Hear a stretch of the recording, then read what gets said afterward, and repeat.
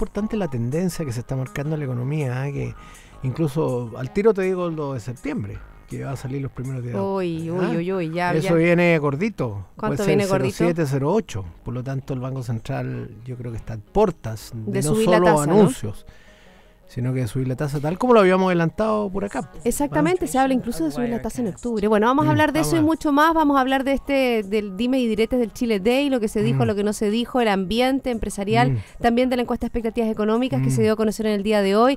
Noticias del exterior también nuevamente, que el Banco Mundial le pide a la Fed que no aumente la tasa durante este 2015. Vamos a estar hablando de eso y mucho más, pero antes lo que ustedes están esperando, ¿cómo han estado las tasas y cómo han estado las bolsas a nivel global? Oye, despertamos hoy día en la mañana con un Nikkei que se empinó en 7,71%. Yo creo que con esto recupero todas las pérdidas. ¿Cierto? Sí. Bueno, ahí hay un impulso importante del gobierno a un tema que tiene que ver con una baja de impuestos. Sí, y Shinzo Abe sabíamos que iba a reaccionar. Sí.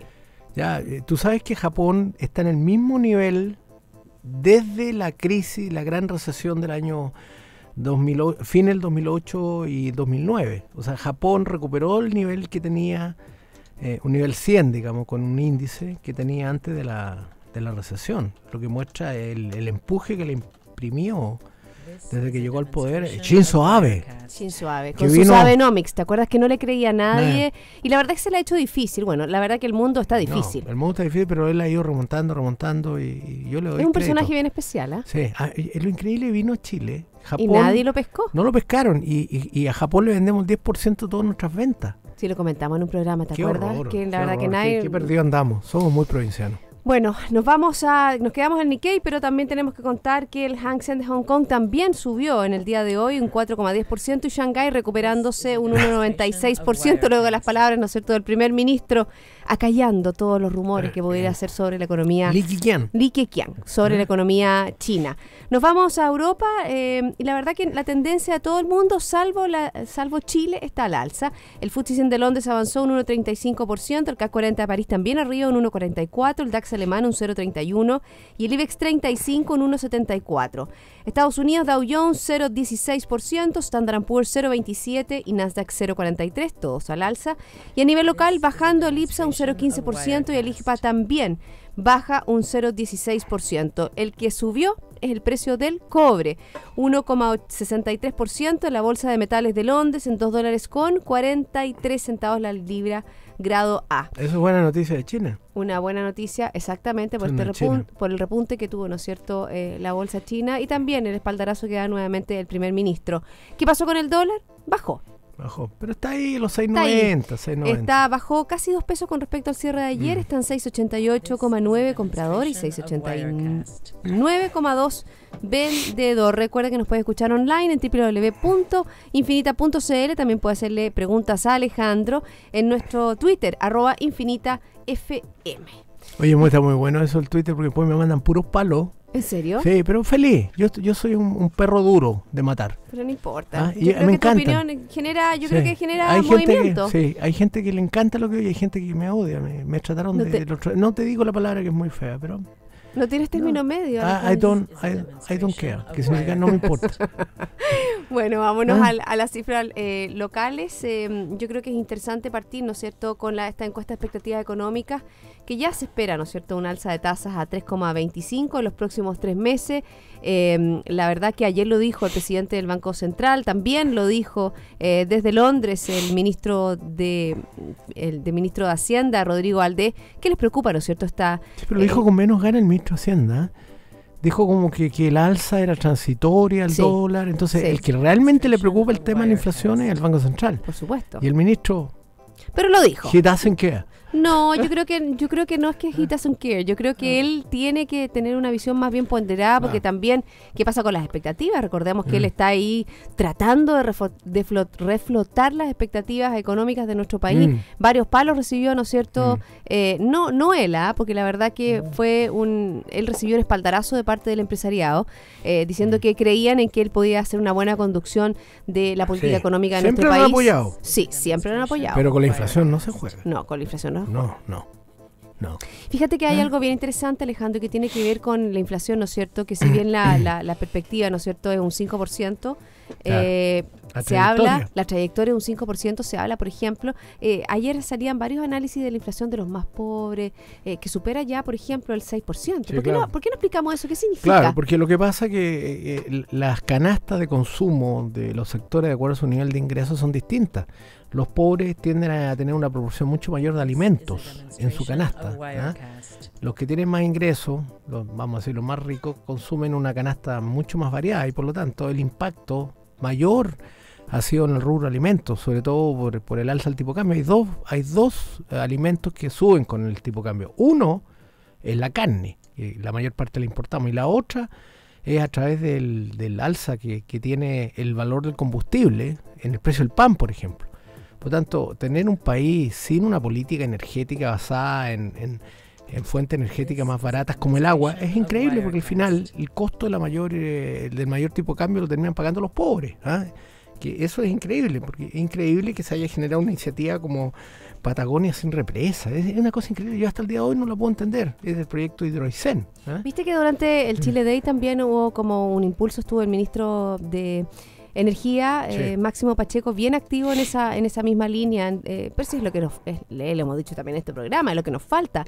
¿Qué pasa con la generación eléctrica? Y la verdad que también el gobierno está abocado en bajar las tarifas eléctricas. Yo Así creo que es. eso es como muy importante. Pero yo le diría al ministro, con mucho cariño, mucho respeto, lo conozco, le diría que incentive el uso. Y mira, yo conozco, hay varios proyectos que están listos para ser aprobados y dependen del Consejo de Ministros y ese tipo de cosas que rayan en la política. Yo le diría a las autoridades, saquemos proyectos hidroeléctricos adelante, porque eso baja el costo de generar energía eléctrica en este país. Nuestra matriz sigue teniendo una ponderación mucho mayor termoeléctrica, que depende del petróleo, que es más contaminante y en definitiva impactada por el alza del precio del dólar. Bueno, eso con respecto al precio del dólar, yo creo que es interesante ver lo que ha pasado a nivel local, cómo la verdad que la salida de una persona de una empresa, ¿no es cierto? Que la verdad que su reputación no ha sido de la mejor durante, estoy hablando de Sokimich, estoy hablando de Julio Ponce. Vemos cómo las acciones de las compañías, ¿no es cierto?, relacionadas a él anunciar su salida de los directorios han tenido un repunte bastante importante dentro de los últimos días. Todavía no está claro si va a dejar, ¿no es cierto?, la administración, pero ya, o sea, la propiedad en el fondo. El mercado leyó muy bien la renuncia que hizo a varias sociedades ligadas a Sokimich y el precio de la acción tuvo un significativo repunte. Y por lo tanto los accionistas de Sokimich, ya sean minoritarios, mayoritarios, etcétera, están muy contentos. Así es el mercado, como decía el presidente Elwin, es cruel. Es cruel, pero a veces también es dulce. Sí, es dulce como la vida. ¿Cómo dulcificamos entonces el ambiente económico de nuestro país? Yo creo que aquí la única azúcar que puede existir para dulcificar es mejores expectativas.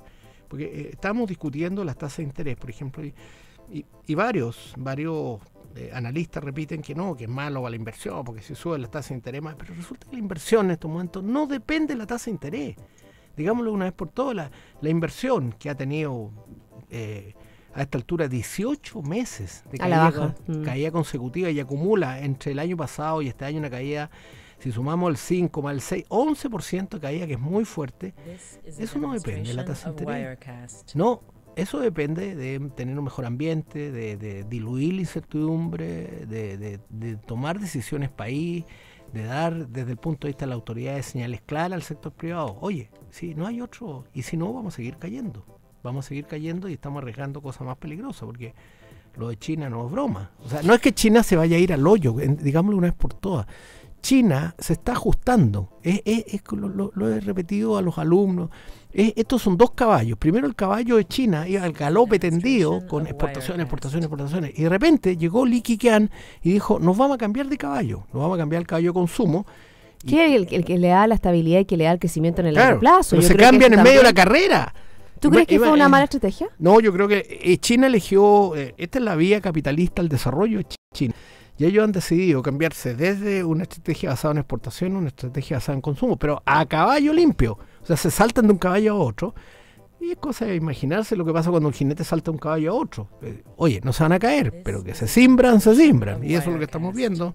Y ya le pegaron a los commodities y le pegaron al precio del cobre. Exactamente. ¿Y qué dijo hoy día el primer ministro? ¿Por qué subió en el día de hoy el cobre? ¿Qué dijo el primer ministro Li Keqiang aseguró que actualmente su país no es una fuente de incertidumbre para la economía mundial.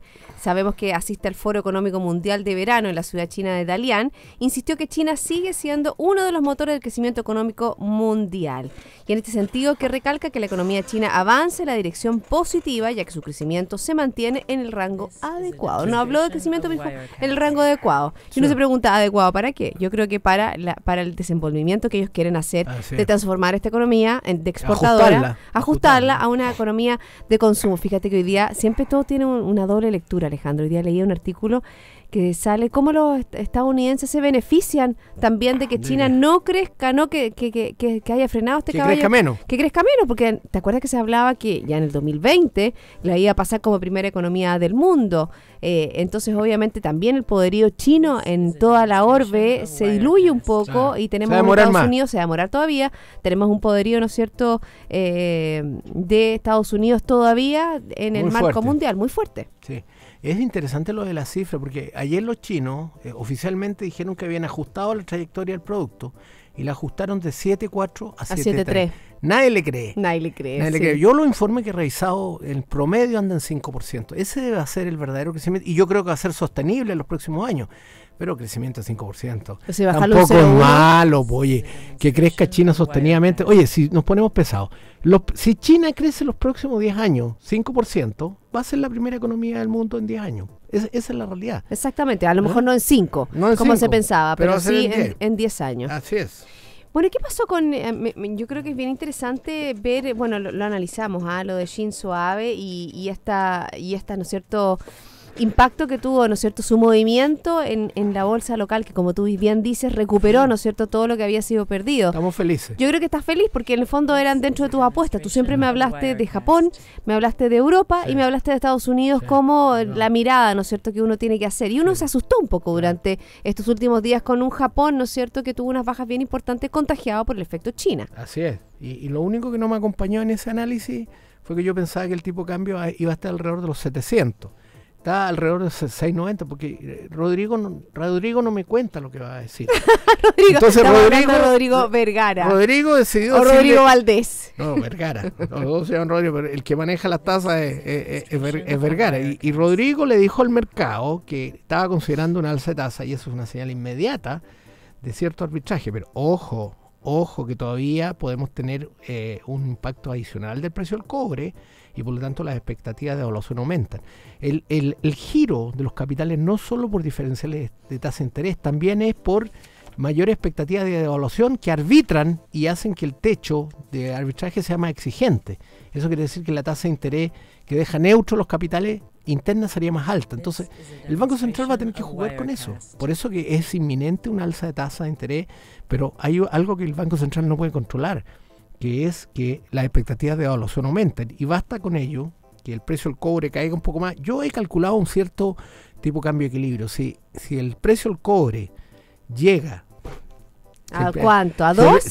Claro. Que incluso Codelco ya se estaba poniendo todavía, ¿no es cierto?, la mano en la herida y ya estaba hablando de cómo iba a trabajar, ¿no es cierto?, los ajustes que ya está anunciando Codelco para, por ejemplo, como divisiones como El Salvador, que puedan operar con un cobre a $2. Claro, pero si llega a $2, ¿qué pasó? Mi tipo de equilibrio 7.20, a menos que el central tire la tasa para arriba significativamente más que un punto en los próximos meses. ¿Pero eso es viable, Alejandro? No. Eso no es viable. Yo creo que entonces va a tener que buscar el Banco Central una intermedia entre subir la tasa, ¿no es cierto? O anunciar que va a subir la tasa y subir la tasa efectivamente con un tipo de cambio más alto. Y un tipo de cambio más alto implica en un ajuste que nos demoraríamos, tal como hizo el Central hasta el año 17, en ajustarlo al centro del rango meta. Ya no estamos hablando del año 16. Fíjate que vamos a completar un segundo año fuera del rango meta. Ojo con eso. El ancla monetaria es tan importante como el ancla fiscal. Tiene que ir la inflación al centro del rango meta en los próximos meses. Y si no el 16, bueno, esperaremos el 17. Bueno, y en esa misma línea, por ejemplo, si uno lee el informe que hace, ¿no es cierto?, el la encuesta de operadores financieros, por primera vez desde el año 2012, que en el fondo hay como una diferencial entre las expectativas y lo que es realmente. Entonces ahí está en línea un poco con lo que tú estás diciendo y en relación a la importancia que tiene de que realmente lo que diga el Banco Central no genere ningún tipo de comentario. Es claro, eso. Y eso. Esa es la estabilidad de un país. Eso tiene un término técnico. ¿Cómo y eso se llama? Que las expectativas de inflación no se desanclen. Exactamente. O sea, si el Banco Central actúa con absoluta credibilidad que va a anclar la inflación, las expectativas de inflación no se desanclan, porque la gente habla de la inflación, pero en realidad lo que importa son las expectativas de inflación. Solo Dios sabe, para los que creen, cuánto va a ser la inflación en el futuro, ¿no es cierto? Solo Dios sabe. Porque no se sabe, son expectativas y por lo tanto lo que el Banco Central tiene que manejar muy bien es la trayectoria y las expectativas de inflación. Si el Banco Central se queda de brazos cruzados y tenemos una presión sobre los precios, nos podemos encontrar con sorpresas desagradables, ¿ah? Y eso es lo que tiene que evitar. Vamos a seguir conversando con Alejandro Alarcón, economista y profesor de la Universidad de Chile y el mundo también. Vamos a estar hablando luego de una breve pausa. Y yo les quiero comentar que BCI Corporate and Investment Banking le ofrece soluciones en corretaje de bolsa, Miami Branch, securitizadora, banca privada, sales and trading, finanzas corporativas y asset management a través de un solo ejecutivo de relación. Ya volvemos, hay más Mirada Financiera.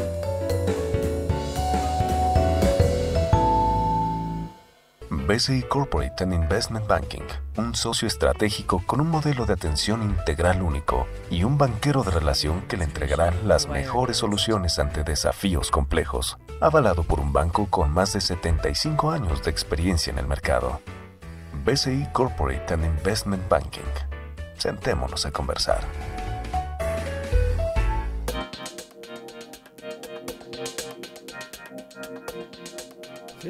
2:19. Estamos de vuelta a nuestro programa y yo les quiero comentar que en sus decisiones financieras, BCI Corporate and Investment Banking está junto a usted con un modelo de atención integral único que aporta valor y una ejecución distintiva. Seguimos conversando con Alejandro Alarcón, economista y profesor de la Universidad de Chile. La pregunta del millón: ¿qué va a hacer la señora Yellen ante las presiones que está teniendo del FMI, de la señora Christine Lagarde, y también en el día de hoy del Banco Mundial, a que no suba las tasas de interés? ¿Por qué? Porque el mundo no está creciendo como debiera crecer y hay ciertas turbulencias. ¿Qué crees tú que va a pasar? Bueno, la señora Yellen... Y mira lo que estoy leyendo acá. El ex secretario del Tesoro de Estados Unidos se suma al rechazo de un alza de tasas este mes. Estamos hablando de Lawrence Summers. ¿Te acuerdas que fue como uno de los candidatos a la Reserva Federal, o no? Sí, pero además fue asesor de varios presidentes. Es un tipo muy pesado, es extraordinariamente pesado, pero muy buen economista. Bueno. Escribió un artículo sobre el estancamiento global que yo creo que es lo mejor que se ha escrito, porque es pesado, es pesado. Bueno, pero pasando a la pregunta, yo creo que a Estados Unidos no le importa tanto a los países emergentes.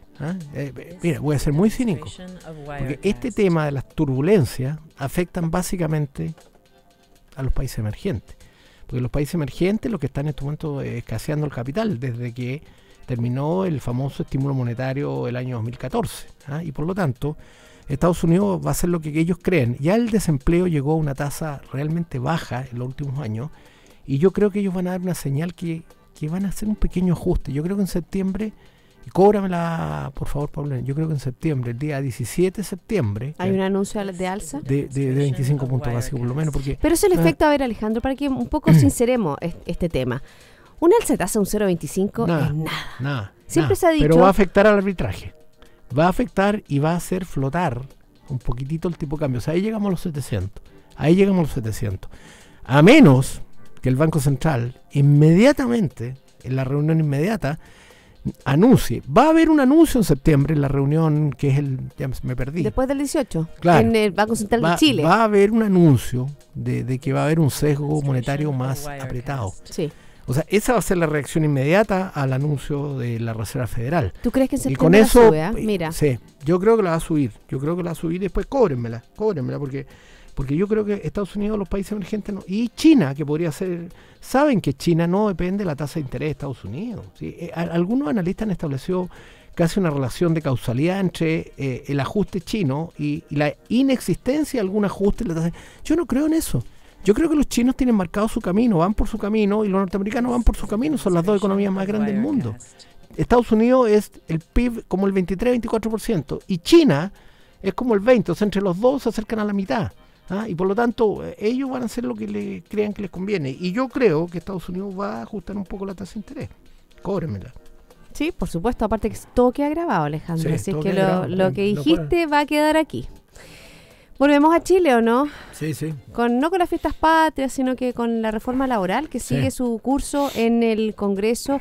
La verdad que hay un informe, ¿no es cierto?, que hace la Biblioteca del Congreso, realizó un estudio comparado entre las recomendaciones que hace la OIT y los principales ejes de la reforma laboral. Y ahí obviamente que no hay coincidencia. O sea, los organismos internacionales sí han visto algunos ejes de preocupación dentro de lo que es la reforma laboral. Específicamente, por ejemplo, en el derecho a huelga, los servicios mínimos, ¿no es cierto? Ahí cuando se habla del reemplazo o no reemplazo, con gente interna, con gente externa. Y también la extensión y libertad sindical, que son ejes fundamentales que están dentro de la reforma laboral.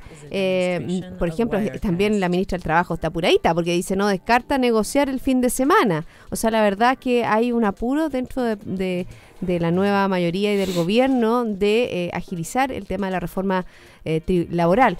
Y es bien complejo también el panorama, porque se han hecho bastantes estudios. Yo veía, por ejemplo, uno que lidera, ¿te acuerdas que la reforma de Bernardo Fontaine? Sí. Que lo hemos entrevistado también en este programa, y que habla sobre, por ejemplo, el aumento, y creo que tú también lo has dicho, el aumento que podría generar el desempleo. Sí. Cuando ya estamos creciendo, ¿no es cierto? Ya estamos empinándonos, ¿no es cierto? Ya más sobre el 6-5%, que podríamos llegar a un 7%, y un desempleo que impacta esencialmente a las pequeñas y medianas empresas. Así es.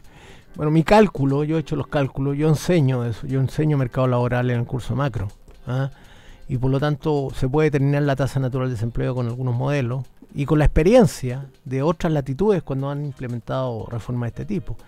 Y yo creo que para la economía chilena por lo menos hay un aumento de 2 puntos en la tasa natural de desempleo. O sea que si la tasa natural es 6, 6,5, podríamos llegar a 8. Podríamos llegar a 8,5. Y más el ciclo. O sea que si subimos el desempleo estructuralmente y le agregamos el ciclo a la baja, podríamos llegar a 2 dígitos. O sea, es realmente peligroso implementar la agenda laboral tal como está. Yo creo que puntos claves para suavizar eso, porque es legítimo, oye, ya, una vez más lo voy a decir, es legítimo que el gobierno... O sea, es legítimo mejorar las cosas, siempre el mejoramiento continuo. No sé si mejorar, a lo mejor va a empeorar, pero si alguien tiene la convicción de que es mejor para los sindicatos, hágalo, pero por favor, sepamos las consecuencias. O sea, no es gratis, eso es lo que quiero decir. Y si hay ese tipo de cambios, va a aumentar el desempleo. Pero, por ejemplo, Alejandro, la gran mayoría de los trabajadores no está sindicalizado. Por ejemplo. Entonces obviamente que no estamos impactando a la gran cantidad de trabajadores que tiene nuestro país. Así es. Y con estas cuestiones obligatorias le están quitando la libertad sindical. ¿Cómo lo va a hacer un trabajador que no quiere participar, pero si no entra en un sindicato no agarra ni uno? También hay cuestiones que son complicadas. Yo en definitiva creo que es legítimo tener una reforma pro-sindical, pero yo advierto que hay que medir muy bien las consecuencias y haría una reforma más bien pro-empleo, de lo que no se ha hablado. Yo haría una reforma que tenga que ver más bien con, por ejemplo, mejorar la cantidad del empleo por cuenta propia, que puede ser significativamente mejor pagado. Yo he hecho proposiciones concretas, he escrito sobre eso, donde he indicado que a través de Internet se puede mejorar mucho la situación de aquellos que tienen este tipo de ocupaciones por cuenta propia y aquellos que necesitan esos trabajos, por ejemplo, claramente gaffiteres. Bueno, hay aplicaciones de Internet. Electricistas, cortadores de pasto, pero también están los médicos, están los profesores, hay muchos, o sea, es provocar una especie de brokerage, ¿no es cierto? Sí, entre ¿cómo juntamos la oferta y la demanda? No hay nada en el, fíjate, no hay nada en el... ¿Cómo juntamos la oferta y la demanda? ¿Cómo juntamos? Se llama, en Estados Unidos lo crean, se llama on demand, o sea, a pedido, trabajo a pedido, y las condiciones, sobre todo de aquellos trabajos que son más oficios, mejoran realmente. Yo no he escuchado nada de eso, no se ha hecho nada de eso y simplemente se ha querido darle el favor, que, oye, insisto, puede ser legítimo a los sindicatos y yo creo que eso puede tener un impacto enorme en la tasa de desempleo. Y si aumenta la tasa de desempleo, cae el consumo, menos actividad y la economía no se reactiva. Bueno, y no solo tiene que ver con el desempleo, sino que también tiene que ver en cómo la gente lo vive en el día a día. Por ejemplo, hablábamos de ciertos servicios que son básicos, estamos hablando del metro, estamos hablando, qué sé yo, el metro del transporte, el tema de los servicios de salud. Los servicios financieros. Los servicios que funcionan en financieros. línea, imagínate. Acuérdate lo que pasó con los cajeros automáticos. ¿Te acuerdas cuando pasó con el imagínate, paro de toda los la gente cajeros automáticos? perjudicada. Toda la gente perjudicada. Estábamos en un fin de semana largo, me acuerdo. ¿Cuándo fue Semana Santa? ¿Fue? Ya no me acuerdo. Pero fue un día que claramente fue problemático, un fin de semana largo. Un fin de semana largo donde se activaron los servicios como emergencia. La gente no tenía, ¿no es cierto?, plata en efectivo para, ¿no es cierto?, a poder acceder a sus cuentas. Incluso uno de repente iba a comprar en algún lugar y decía, mejor pague con Red Compra o con otro medio de pago porque no tenemos efectivo para el devuelto. Entonces eso genera un círculo que también le pega en el día a día a la gente, en cómo llega a sus trabajos, en cómo se desenvuelve, en cómo compra las cosas, en cómo se desarrolla su salud. Entonces obviamente es que eso no genera nada positivo. Es como está de moda la palabra arista, tiene varias aristas. Muchas aristas. Y a mí me falta la arista principal, y que lo he dicho en muchas oportunidades en este programa, que tiene que ver con la productividad, que tiene que ver con la formación del capital humano, que es lo más importante que tiene nuestro país. Lo más importante que tiene Chile es la exportación de inteligencia. Y esto, la reforma laboral, no lo está tocando. Y a propósito de la productividad, en los últimos 15 años, la productividad total de factores en Chile ha sido cero o negativa. Aquí no se salva nadie, ¿eh? Aquí le llega Moro y Cristiano, cualquiera sea los moros y cualquiera los cristianos. Pero la verdad que desde el año 2000... Hay moros cristianos también. Claro, son casi todos. Bueno, es el problema. El problema que tiene que comentar la productividad total de factores. Sin productividad no va a haber crecimiento, no va a haber más bienestar y hasta aquí. El único que ha anunciado algo así ha sido el ministro actual, Valdés.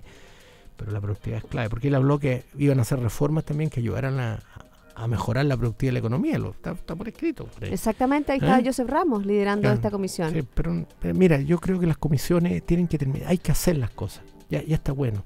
Pues, a mí me enseñaron que las comisiones eran caballos que los convertían en camellos, entonces no es lo mismo, llegamos a cuadrúpedos, pero no salimos. Oye, ¿qué tenéis contra los camellos? Yo he hablado de los moros, he hablado de los camellos, la verdad que me está tocando el tema.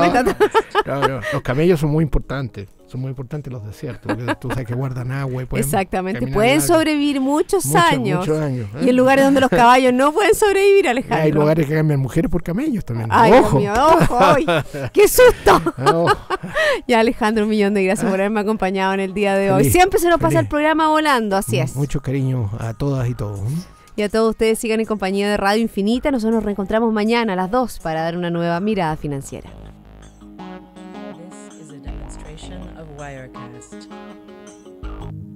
Radio Infinita, idioma universal, con el auspicio de BCI Corporate and Investment Banking, presentaron Mirada Financiera, el análisis de los principales hechos que mueven a los mercados financieros de Chile y el mundo.